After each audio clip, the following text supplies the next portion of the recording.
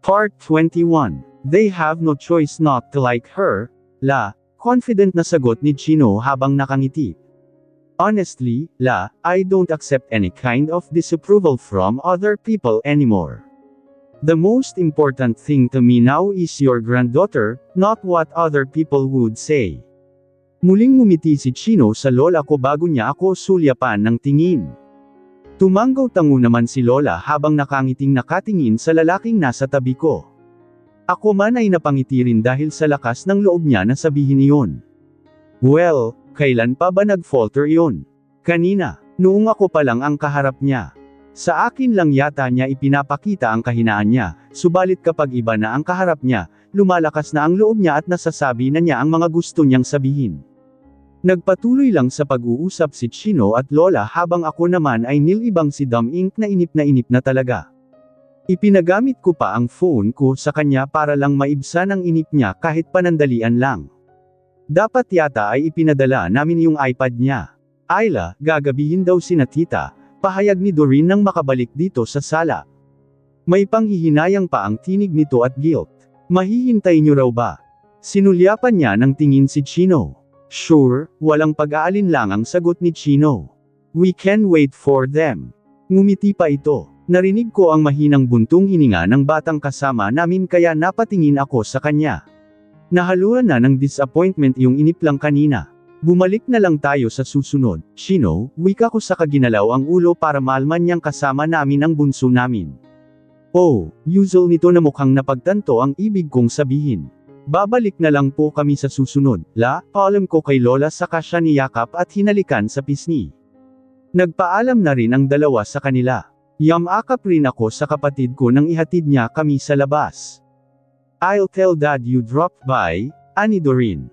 Hindi naman ba disappointed si Chino na hindi mo siya naipakilala sa mga tita natin? Sinulyapan niya ng tingin ang sasakyan kung saan nakasakay na ang dalawa. Hindi yan, paninigurado ko. We can come back next time. Tiyempuhin na lang namin na nandito na sila. Ngumiti ako. It looks like he treats you right, puna nito na ikinahadjejek ko. He is. Proud kong sabi. Si Josephine, alam kong aalagan ka ng tama, pang-aasar ko sa ka-commandant. Come on, daing niya sa kapaumirap. What's with the Fontanilla boys? She grim-aced. Tumawa lang ako saka na muling nagpaalam ng maalala si Dominic. Pagpasok ko sa loob ng sasakyan ay naabutan ko silang pinag-uusapan ang Dinosaurs Island na siyang una naming pupuntahan. Bumusina si Chino nang mapansin si Doreen na nakatanaw pa rin sa amin. Nang kumaway ito ay doon na pinalakad ni Chino ang sasakyan paalis. Hindi ka ba gutom, Dom? Nilingan ko ang kapatid ko sa likuran. Ni hindi man lang kasi siya kumain dun sa ipinahandang snacks ni Doreen para sa amin kanina. I'm still good. Tugon niya at makikita mo na ang tuwa sa buong mukha niya. Hindi katulad kanina na muntik na siyang magdebog dahil lang sa sinabi ni Chino na mahihintay pa namin ang pagdating ng mga tita ko. Nang makarating kami sa Dinosaurs Island ay hindi na may tago-tago ang excitement ni Dominic. Mukhang ngayon pa lang siya makakapasyal rito. Kung ako rin naman ay ngayon pa lang rin dahil last month pa lang ito nag-open sa public. Malawak ang lugar at para ka talagang nasa gubat dahil sa mga malalaking puno na nakapalibot dito. Marami rin kaming mga kasabayan na namamasyal. Karamihan sa mga nakikita namin ay mga bata rin tulad ng kasama namin. Maraming iba't ibang uri ng mga dinosaurs dito na parang totoo talaga. Maririnig mo pa ang mga growl nila. Hindi tuloy magkamayaw si Dominic sa pagpapakuha ng larawan sa akin. Panay pa ang banggit niya sa mga pangalan ng bawat uri ng dinosaur na mapuntahan namin. See how happy he is. Tapos, gusto mong hintayin sina tita doon? Gagabihin sila. Sermon ko kay Chino habang tinatanaw ang bunso naming kapatid na ipinapasok ang kamay sa nakabukang bibig ng T-Rex. Kinailangan pa naming umakyat sa parang mezzanine dito para lang makalapit ang bunso naming kapatid sa bunganga ng T-Rex. I just got so thrilled meeting your titas. Ngumisi ito saka iniakbay ang braso sa balikat ko nang mag-aya ng bumaba si Dom ay bumaba na kami habang nakaalalay si Chino sa aming dalawa. Naglibot-libot pa kami at wala yata kaming na-miss na spot dito sa lugar na to. Halos napuntahan namin ang lahat ng mga pwedeng puntahan dito sa loob. Where would you like to eat, Dom? Malambing kong tanong sa bunso namin. Umalis na kami sa Dinosaurs Island nang magsawa na si Dominic at makaramdam ng gutom. Pati kaming dalawa ni Chino ay gutom na rin. May food stalls naman doon sa loob, ngunit mas marami kang pagpipilian sa labas. Tsaka, medyo pricey yung mga pagkain. Anywhere, ate, tugon nito sa kasumimsam sa bottled water. Nang may madaanan kaming restaurant ay huminto kami para dito na lamang kumain. Inilapag sa amin ang menu at si Chino na lang ang pinapili ko sa kakainin namin. Si Dom naman mismo ang pumili ng gusto niya. Hindi mapakali ang mga mata ni Chino habang kumakain kami. Nakikita ko ang panay niyang sulyap sa kabilang table. At hindi ko alam kung ano o sino ang tinitingnan niya kaya ibinaling ko ang ulo ko sa direksyong tinitingnan niya. Bahagya akong napasinghap ng mamukhaan ng isang lalaki na nakaupo sa harapan ng mesa. Sakto rin namang nakatingin ito sa akin. Nang ngumiti ito kasabay ng pagtango ay ngumiti ako pabalik. Do you know him? Ani Chino na mukhang napansin ang pagngiti ko. At nahimigan ko ang inis sa tinig niya. Si Sir Avery yan, impormo ko. Layong bago naming head, dagdag ko pa. Muli kong sinulyapan ng tingin si Sir Avery na ngayon ay abala na sa pagkain. May kasama siyang dalawang babae at isang lalaki, layong isang lalaki at isang babae ay halatang may edad na dahil may nga wrinkles na ang kanilang mukha. Halos puti na rin ang kanilang mga buhok, layong babae namang nasa tabi niya ay mukhang medyo bata pa. Siguro ay pamilya niya ang mga to, close kayo. Ibinaling ko ang paningin ko sa asawa ko dahil sa matabang nitong tono. Hindi sa akin nakatuon ang paningin niya kundi sa hinihiwa niyang karne sa plato niya. Hindi naman, iling ko. Talaga, nanunuyan itong sabi bago ay angat ang paningin sa akin. Kumunat ang noo ko at tumitig sa kanya. Hindi ko alam kung bakit bigla na lamang nag-iba ang mood ng isang to, wala naman akong ginagawa. Simpleng nginitian ko lang yung tao. Sasagutin ko na sana siya ngunit bigla kong naramdaman ang presensya ng isang tao sa may gilid ng table namin. Hi, Ayla, bati ni Sir Avery. Nice to see you here. Sinulyapan niya ng tingin ang mga kasama ko sa mesa na parehong napahinto sa pagkain. Ngumiti si Sir Avery sa kanila, pero ni isa sa kanila ay walang ngumiti. Curious lang na tumingin sa kanya si Dominic, habang si Chino naman ay hindi mumuari kung naiinis ba o galit na. Gusto ko man silang ipakilala ngunit sa tingin ko ay huwag na lang dahil baka mapahiya lang si Sir Avery. Halata kasing hindi naman interesado tong mga kasama ko sa kausap ko. Nice to see you here also, sir. Pagkuha ko sa atensyon niya sa katumayo. Baka magtaka pa siya sa kung bakit parehong hindi friendly ang mga kasama ko. Lihim kong sinulyapan ang gawin ng table nila at nakitang nagre-retouch na ang dalawang babaeng kasama nito, layong matandang lalaki naman ay nagpupunas ng kanyang bibig. Siguro ay tapos na silang kumain. Muli kong binalikan ng tingin si Sir Avery nang mapansing umiling ito. You can call me Avery, Ayla, nakangiti niyang saad. You don't have to use honorifics when we're outside the company's premises. Pilit akong ngumiti sa kanya at tumango nang marinig ko ang padebog na paglapag ng isang kutsara o tinidor sa plato. I may have disturbed your meal. Lumingon ito sa likuran niya kung saan naroon ang mga kasamahan niya na nakatingin dito sa gawin namin. Mauna na ako, palem nito sa formal na tinig. Ingat, sir, I mean, Avery. I raised my hand to wave him goodbye. Humugot ako ng isang hininga nang makalayo na si Avery. Marahan akong bumalik sa pagkakaupo habang nakatingin sa matabang na mukha ng asawa ko. Parang pati yung pagkain niya ay nawalan na ng lasa ngayon. Are you sure you're not close to each other? Yuzisa ni Chino na inunahan ako sa pagsasalita. Chino? Hindi, diin ko. May problema ka ba dun sa tao? He was watching you the whole time. Naiinis niyang sabi. At kasalanan ko yun. Antag ko. May magagawa ba ako kung nakilala niya ako? I am under the department where he is the head, turan ko. Mapait itong umiling at hindi na nagsalita. Pareho na naming hindi na ipagpatuloy ang pagkain namin dahil sa biglaang pag-iiba ng mood niya. Maiintindihan ko pa sana ang pinagmulan ng inis niya kung may nagawa akong mali, Pero iyong simpleng tiningnan lang ako nung taong kilala ko at kinausap. Wala akong makitang mali doon. Naiinis ako na ganito pa rin siya hanggang ngayon kahit nakasal na kami at naibigay ko na sa kanya ang lahat.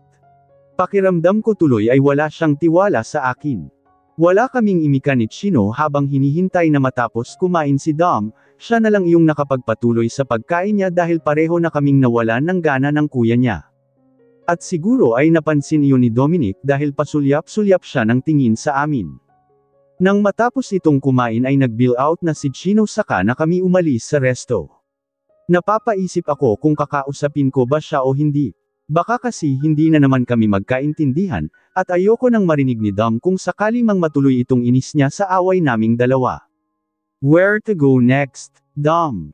Nakita ko sa sulok ng mata ko na sinulyapan ng tingin ni Chino si Dom sa pamamagitan ng salamin. Mall. Nag-aalangang sagot nito na halos hindi na marinig dito sa loob ng sasakyan. Layong tinig pa niya ay parang tinatanong rin si Chino kung gusto rin ba niyang pumunta doon. O kung okay lang sa kuya niya na pumunta pa kami doon. Lumingon ako sa kanya sa kamahinang napabuntong hininga nang makitang kinukutkat niya ang kuko nito sa isang daliri ng kamay. Hindi ko na makitaan ng excitement ang mukha niya. Mukhang tinatansya na niya ang sitwasyon. Mall, sang-ayon ni Chino na mukhang naramdaman ang pag-aalangan ng kapatid. Okay, kuya. Pareho-pareho kaming naging tahimik habang nagbabiyahe tungo sa gustong puntahan ni Dom. Nang makarating naman kami doon ay ilang minuto lang ang inilagi namin sa loob dahil kaagad nang nag-ayang umuwi ang kasama namin. Nawala na siguro siya ng gana dahil sa kapatid niya. O pwede ring dahil sa akin. Ilang beses ko pa siyang tinanong kung gusto na ba talaga niyang umuwi at puro tangulang ang isinagot niya. Ganito kasi si Dom kapag alam niyang wala na sa mood ang kuya niya. Kahit na malapit sila sa isa't isa, kapag naramdaman niyang bad trip si Chino, hindi na siya mangungulit at parang takot pa na magsalita. Para nga siyang napapaso kanina kapag napapatingin sa kanya si Chino kahit na wala naman siyang ginagawang mali. Kung tutuusin ay mas takot pa si Dom sa kuya niya kaysa sa mga magulang namin. Nanginginig ito sa takot kapag nagtaas na ng boses si Chino sa kanya.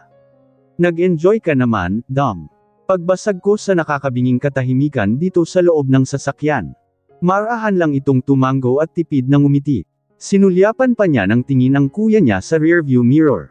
Hindi ko alam kung malinis ako kay Chino dahil pati itong bunso niyang kapatid ay naapektuhan sa wala niyang katuturang inis. Imbes na mag-enjoy yung bata ngayon, nasira pa ang araw niya. Hanggang sa ihinto ni Chino ang sasakyan sa tapat ng bahay ay hindi talaga niya ako kinausap. Ayoko namang ako ang mag-insist ng usapan dahil baka tuluyan akong map-icon sa kanya. Uuwi na kami, anunsyo ni Chino sa mga nadatnan namin nang makapasok na kami sa loob ng bahay. Kumunat ang noo ko habang nakatingin sa kanya dahil sa sinabi niya. Nagtataka namang tumitig sa kanya ang mga magulang namin. What do you mean uuwi na kayo, Chino? Bahagyang kumunat ang noo ni Dad habang inaalalayan sa pag-upo si Dom sa tabi niya. Uuwi na kami ni Ayla, Dad, pahayag nito saka ako nilingan. Go, get your things. Iminuwestro nito ang ulo sa akin na pumunta na ako sa kwarto. I thought you were going to stay here until Monday morning. Naguguluhang saad ni Mommy saka ako sinulyapan ng tingin. Hindi ko alam kung ano ang sasabihin ko. No, iling ni Chino. Mas lalong naidpi na ang kunot sa noo ng mga magulang namin habang nakatingin sa panganay nilang anak. Marahil ay takang-taka sila sa kung bakit bigla itong nagpapalam ngayon na uuwi na kami. Naunang naglakad si Chino papunta sa kwarto niya. Nagmadali akong sumunod sa kanya para kausapin dahil hindi ko rin siya maintindihan. Wala naman sa usapan namin ang umuwi kaagad. Kagaya noong sinabi ni Mommy, dito kami hanggang sa Lunes ng umaaga. Dito kami magmumula kapag papasok na sa trabaho. What the hell is your problem, Chino? Malumanay kong tanong ng pareho na kaming makapasok sa kwarto niya. Nilock ko ang pintuan at hininaan ang tinig ko dahil baka maisipan ng mga magulang namin na makinig sa amin. Alam kong nakaramdam na sila ng kakaiba kanina.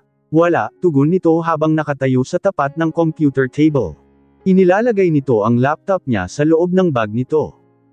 Bakit bigla ka na lang nag-aayang umuwi? Wala naman sa usapan natin na uuwi rin tayo ngayon, Lumakad ako palapit sa kinaroroonan niya. Dahil ba to kay Avery, Chino? Nagsasalubong na kilay kong tanong saka nagtungo sa may gilid niya para makita ang mukha niya. Leon lang naman kasi ang malinaw na naisip kong dahilan sa sudden mood change niya. Dahil lang dun sa simpleng tumingin siya sa akin at sa pakikipag-usap niya noong nasa resto kami. Avery, ulit nito sa natatawang tinig. Just sort your things out. Humakbang ito palapit sa closet niya at kinuha ang ilang dalang damit. Pati yung uniform niya na dapat sana ay isusuot niya sa Lunes ay kinuha na rin niya saka inilagay sa bag namin. Okay, tumatango kong sinabi. Mas mabuti pa nga siguro kung umuwi na lang kami kung ganito siya. Ayoko na rin siyang patulan dahil baka mauwi lang talaga kami sa away, at nakakahiya sa mga magulang namin kapag ganun nga ang nangyari. Alam ko sa sarili ko na doon talaga kami tutuloy kapag pinatulan ko pa siya. Okay lang sana kung katulad lang noon ang magiging dahilan ng away namin kung sakali. Sanay naman na ang mga magulang namin na marinig kaming nag-aaway. Pero dahil iba na ngayon, mas maganda kung doon na lang namin pag-usapan sa apartment. May lalabas ko ng husto itong inis na nararamdaman ko para sa kanya nang walang iniintindi. Nang maayos na namin ang mga gamit namin ay nauna siyang lumabas ng kwarto bitbit ang bag. Sumunod ako sa kanya saka na nagpaalam sa mga magulang namin na tahimik lang na tumango. Now tell me what is wrong with you, antag ko kay Chino nang makarating na kami sa loob ng unit. Malumanay na malumanay ang tinig ko dahil naisip ko na hindi maganda kung papantayin ko ang inis niya ngayon. Kung pwede naman namin tong pag-usapan sa maayos na paraan, iyon ang pipiliin ko. Leon nga lang ay hindi ito sumagot. Mas pinili pa niyang lumakad tungo sa kwarto na lalong nagpadagdag sa inis na nararamdaman ko. Chino, come on. Paano ko malalaman kung bakit bigla ka na lang na bad trip ng ganyan kung hindi mo sasabihin? Naiinis kong pahayag habang sinusundan siya. Ang ayos-ayos pa lang namin kaninang umaga. Nakapag-make love pa kami, tapos bigla na lang siyang magiging ganito. Mabilis itong huminto sa paglakad kaya napahinto rin ako. Pumihit ito paarap sa akin at walang emosyon ang mukha na tumitig sa akin. Yeah, it was because of that Avery guy, amin ito. My feelings were valid, right? I am your husband. And do you know what annoyed me even more? Tinaas nito ang mga kilay. It was the fact that you didn't even try to introduce us to the person you were talking to. May halong panunumbat ang tinig nito na ikinaawang ng mga labi ko. Sandali akong natahimik at hindi malaman kung ano sasabihin ko dahil tama siya. Mukhang may mali rin ako kanina dahil hindi ko sila ipinakilala. Naisip ko kasi na hindi naman sila interesado doon sa kausap ko. At isa pa, ayoko lang mapahiya si Avery na baka kapag inabot niya ang kamay niya sa kanila, hindi nila iyon tatanggapin. I thought you were not interested or not, you should have tried to introduce us to him. Pagputol nito sa sinasabi ko sa iritadong tinig. Pero hindi mo man lang nagawa na parang hindi mo kami kasama doon, malamig nitong turan sa kaumiling. Muli siyang tumalikod at nagpatuloy na sa paglakad tungo sa kwarto. Naiwan akong nakatulala sa likuran niya habang ninanamnam ang pagkakamali ko. Tama nga naman siya, hindi ko sila ipinakilala ni Dom dun sa kausap ko kahit na nasa iisang mesa lang kami. May punto nga naman yung inis na nararamdaman niya. Mabagal akong naglakad patungo sa kwarto. Hinanap ko sa loob si Chino ngunit hindi ko siya nadatnan. Nang marinig ko ang mga yabag niya mula sa walk-in closet ay nagtungo ako dun at naabutan siyang isinasabit sa hanger ang medyo gusot niyang uniform. I'm sorry, usual ko kahit na hindi man lang niya ako nilingon kahit alam kong naramdaman niya ang presensya ko. Hindi ito sumagot. Pinagpag lang ang damit bago isabit. Akala ko kasi talaga, hindi ka interesadong makilala yung tao, pahayag ko. Naunahan ka na kasi ng inis, mariin kong itinikom ang mga labi ko dahil baka isipin niya na sinisisi ko siya. Lumingon ito sa akin at mataman akong tinitigan. Humugot ito ng isang malalim na hininga kasabay ng pagpikit ng kanyang mga mata. Pakiramdam ko ay pinapakalma lang niya ang sarili niya ngayon para hindi niya ako masigawan. Lumakad ito palapit sa akin at humawak sa magkabilang balikat ko.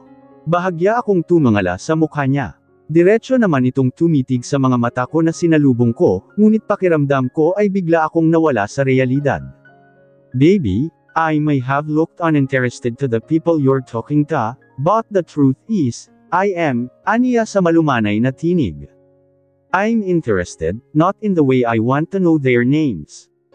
I am curious as to why they are approaching you, talking to you, and what they could need from you. Matipid itong ngumiti sa akin sa kamarahang humulik sa mga labi ko. If you don't have the guts to introduce me as your husband to everyone, at least let them know I'm your boyfriend, especially when I'm around. Alright. Muli nitong dinampyan ng halik ang mga labi ko sa kabahagyang tinapik ang magkabilang balikat ko. At bago pa ako makasagot sa kanya ay naglakad na ito palabas ng walk-in closet. Mabilis ko siyang hinabol sa kayam-akap sa kanya mula sa likuran. Mukha naman itong nagulat dahil naramdaman ko ang pagsinghap at ang biglaan niyang paghinto sa paghakbang. You can't even stand to stay mad at me, ha? Mayabang akong ngumisi sa sarili dahil sa katotohanang iyon. Hinalikan ko ang likuran at batok niya. Humawak naman ito sa mga kamay kong nakalock sa may tiyan niya. You're right, I can't. Umiling ito saka kinalas ang mga kamay ko mula sa kanya pero hindi niya binitawan ang mga yon. Umikot ito paarap sa akin habang nakangiti. Muli rin niyang ibinalik ang mga braso ko sa katawan niya para makayakap ako sa kanya. Kahit nga yata anong gawin mo, hindi ko kayang magalit ng matagal sa'yo. Mas lalo pang lumapad ang mga ngiti ko nang ilapat niya ang mga labi niya sa noo ko at ilang beses humulik doon. Hindi naman ako pinaiwas ni Chino Alaric kay Avery kahit na muntik na kaming mag-away dahil sa kanya. Hindi na rin namin siya ulit na pag-usapan sa mga nakalipas na araw. Nagtatanong man siya tungkol sa naging takbo ng araw ko sa trabaho, pero hindi niya nababanggit si Avery. Alam naman siguro niya na hindi ako interesado doon sa tao. Alam ko naman rin na malaki ang tiwala sa akin ni Chino at hinahayaan naman niya ako sa lahat ng mga gusto kong gawin. Ang concern lang talaga niya sa mga kasama ko ay si Princess. I also never open up about Avery. I don't see any interesting thing about him.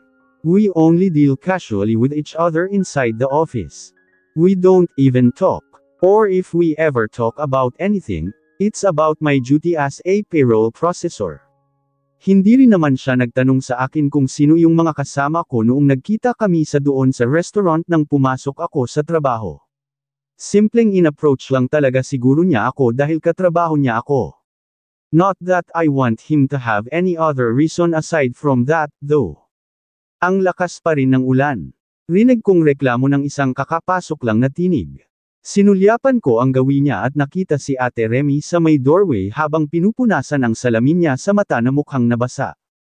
Bakas rin sa kulay pulang polo shirt na suot niya ang mga bakas ng patak ng ulan. Sinipat ko ng tingin ang oras sa screen ng computer sa harapan ko at nakitang malapit na kaming mag-out. Hindi ko na kailangan problemahin ang ulan katulad ng mga kasama ko dito dahil alam kong susunduan naman ako ng asawa ko maya-maya. Mauuna lang siguro ako ng konti sa kanya, pero okay na yun. Binuksan ko ang drawer ng table ko at kinuha ang phone.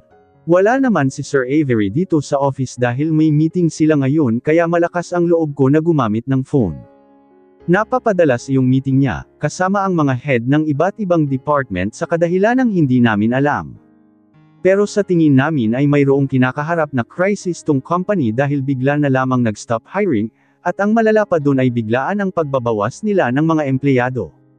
What the usual ko nang makitang pulang-pula ang battery ng phone ko.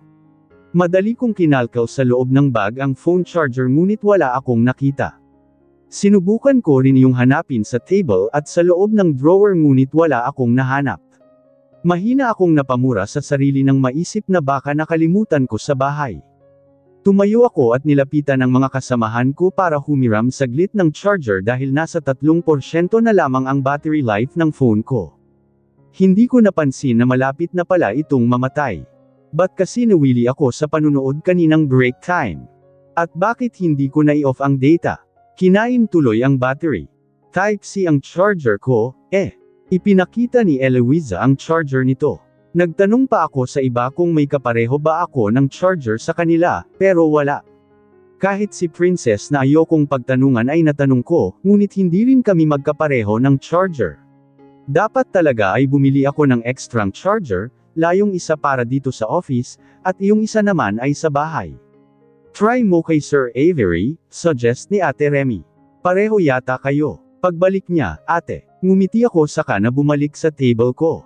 Hanggang sa matapos ang oras ng trabaho ay walang Avery na bumalik sa office. Sabay-sabay kaming lumabas ng mga kasama ko at nagsiksikan sa tatlong payong para lang hindi gaanong mabasa. Nagmamadali rin kaming lahat na makapag-log sa logbook sa may guardhouse dahil sa malakas pa rin na pagbuhos ng ulan. Ayan na ang jeep, sana hindi puno, ani Ate Remy habang nasa may waiting shed na kami. Nang pumaroda ang jeep sa tapat namin ay nagmamadali silang lahat na sumakay. Hindi ka pa ba sasabay, Ayla? O hihintayin mo na si Chino? Tanong ni Princess na nakadungaw pa sa may labasan ng jeep. Bigla akong natempt na sumakay na rin dahil sa lakas ng ulan ngunit hindi ko ginawa. Baka kasi biglang dumating si Chino rito para sunduin ako tapos, hindi niya ako madadatnan. Kahit na hindi ko na siya na-update na nakalabas na ako dahil sa lintik kong cellphone na ayaw nang bumukas. Hihintayin ko na, wika ko sa kangumiti. Tumango na lang si Princess. Pinanood ko ang pag-alis ng jeep sa harapan ko hanggang sa hindi ko na siya maabot ng tanaw. Pinunasan ko ang mga Bravo ko na medyo basa na at ang bag kong dala kumpiyansa naman akong sons ng asawa ko dito kailan pa ba niya ako hindi smondo. Dumaan ang kalahating oras at ilang jeep na rin ang huminto ngunit wala pa ring Chino ang dumarating flang beses kong inutitses ako na baka naipit lang iyon sa traffic dahil rush hour na at sumabay pa ang malakas na ulan. Hindi ko na rin alam kung paano ko yayakapuri ang sarili ko dahil nararamdaman ko ang lamig na namumant sa buong katawan ko.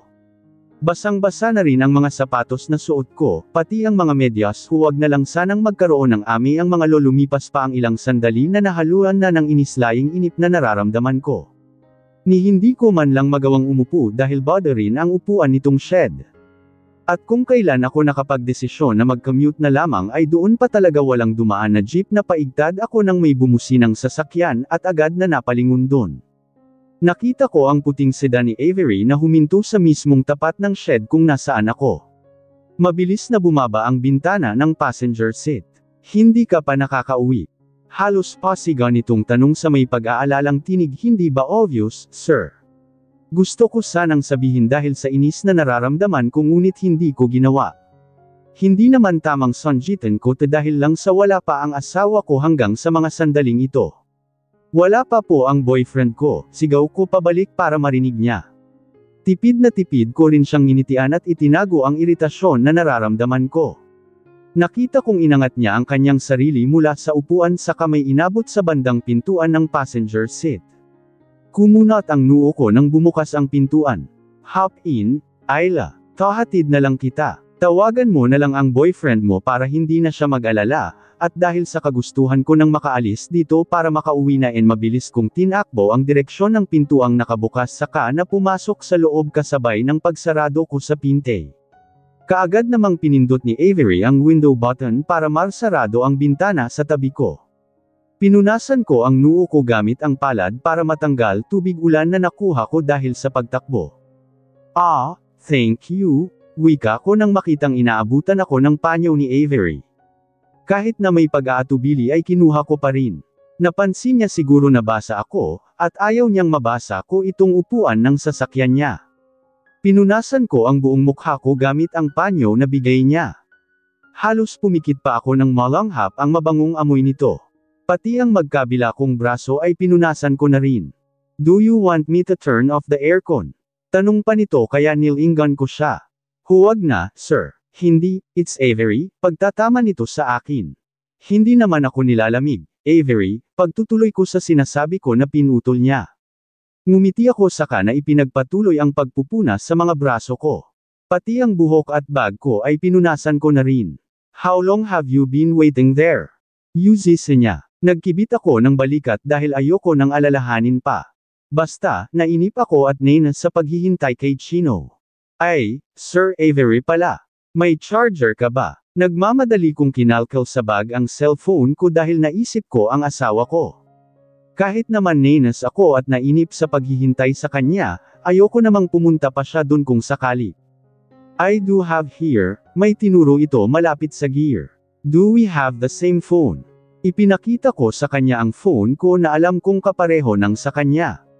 Tumango ito saka muling itinuro ang pang-charge ng phone dito sa loob ng sasakyan niya. Kahit sa may intersection mo na lang ako ibaba, nakangiti kong wika sa naging driver ko ngayon. Nakakahiya naman kasi kung magpahatid pa ako sa mismong apartment. Sa inyo na lang mismo. Mahihirapan kang sumakay dahil sa ulan, aniya. What's your exact address? Sandali akong napaisip kung sasabihin ko ba sa kanya o hindi, pero mukhang seryoso siya na ihahatid niya ako kaya sinabi ko na lang. Tsaka, mas mabilis akong makakauwi dahil hindi ko na kailangang magpababa-baba. Tinambol ko ang mga paa ko habang hinihintay na bumukas ang phone ko. Gusto ko nang tawagan ang asawa ko dahil baka nagpunta pa iyon doon. Pero sa tingin ko ay hindi na siguro. Baka dumiretso na lang rin iyon ng uwi dahil nga sa lakas ng ulan. Baka naisip niya na hindi na ako naghintay sa kanya doon. Was the person you were with when I saw you at the restaurant your boyfriend? Tanong ni Avery makaraan ng ilang sandali at nakita ko sa sulok ng mata ko ang pagsulyap niya sa akin. The adult one. Yup. Tumango ako sa kanya. He looks familiar. Usual nito na parang iniisip kung saan na niya nakita si Chino, isn't he a racer? Because I think I've seen him in the news getting interviewed. He is. Proud kong sabi na halos lumundag pa sa upuan ko.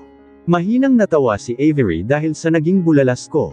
So, you were the girlfriend he was talking about in that interview, ha? Maligalig akong tumango. How long have you been together? If you don't mind me asking, matagal na rin, sagot ko.